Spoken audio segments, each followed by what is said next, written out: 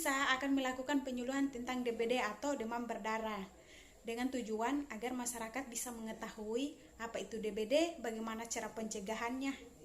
Baik, di sini saya akan menjelaskan apa itu DBD, bagaimana ciri-ciri nyamuk DBD, bagaimana penyebab demam berdarah, bagaimana tanda dan gejala jika seseorang mengalami demam berdarah, dan bagaimana cara mencegah DBD supaya tidak menyebar ke masyarakat. Jadi saya akan menjelaskan apa itu demam berdarah dengue atau DBD. Demam berdarah merupakan penyakit yang disebabkan oleh virus dengue yang dapat menyerang pada anak dewasa dengan gejala utama demam atau nyeri pada bagian otot dan sendi yang biasanya memburuk setelah 2 hari. DBD atau demam berdarah disebabkan oleh salah satu virus dengue. DBD merupakan penyakit yang mudah menular ke masyarakat. Oke, kedua, bagaimana penyebab demam berdarah? Nah, jadi penyebabnya itu virus dengue yang ditularkan dari manusia ke manusia oleh nyamuk Aedes yang terinfeksi terutama pada nyamuk Aegypti betina yang merupakan faktor endemik yang paling utama.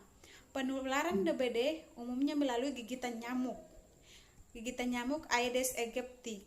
Meskipun dapat juga ditularkan Aedes albopictus yang biasa hidup di kebun-kebun, nyamuk Aedes dapat menularkan virus dengue manusia, baik secara langsung yaitu setelah menggigit orang mengalami vinemia atau secara tidak langsung setelah mengalami masa inkubasi selama 8 hari sampai 10 hari. Ciri-ciri nyamuk yang menyebabkan demam berdarah yaitu nyamuk albopictus dan nyamuk Aegypti.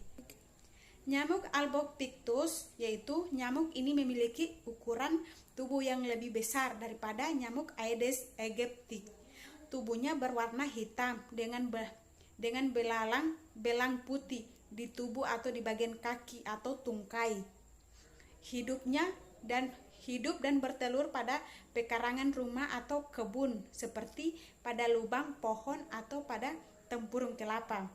Dan radiusnya itu terbang sampai 400 sampai 600 meter. Nyamuk Aegypti memiliki ukuran tubuh yang sedang dengan warna hitam kecoklatan dengan belang putih di tubuh dan bagian kaki atau tungkai. Kedua, bersarang di tempat yang gelap dan lembab yang terdapat genangan air seperti kaleng bekas maupun tumpukan sampah. Dia bertahan hidup selama 2-3 bulan dengan rata-rata 2 minggu. Ketiga, menggigit pada siang hari pada pukul 9:11 dan sore hari pada pukul 3:06. Dia berkembang biak pada air yang bersih dan jernih yang tidak mengalir.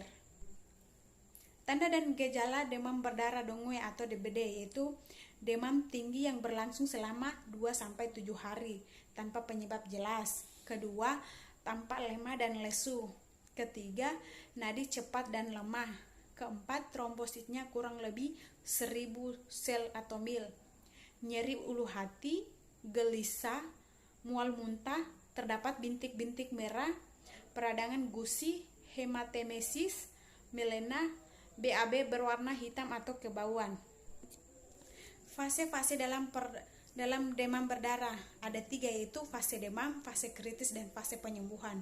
Fase demam yaitu suhu tubuhnya sekitar 40 derajat Celcius, muka dan kulitnya agak memerah, nyeri seluruh tubuh, sakit kepala, mual muntah, infeksi pada tenggorokan, sakit sekitar bola mata.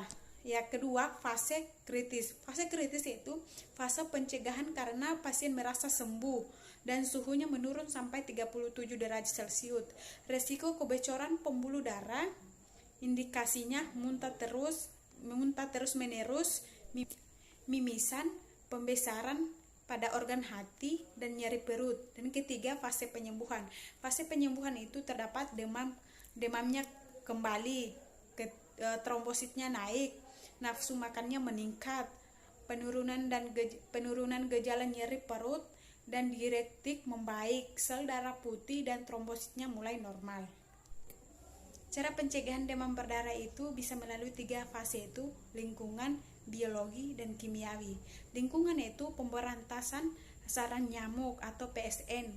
Kedua, menguras bak mandi atau tempat penampungan air sekurang-kurangnya 1 minggu sekali. Ketiga, mengganti air vas bunga atau tempat minum burung seminggu sekali.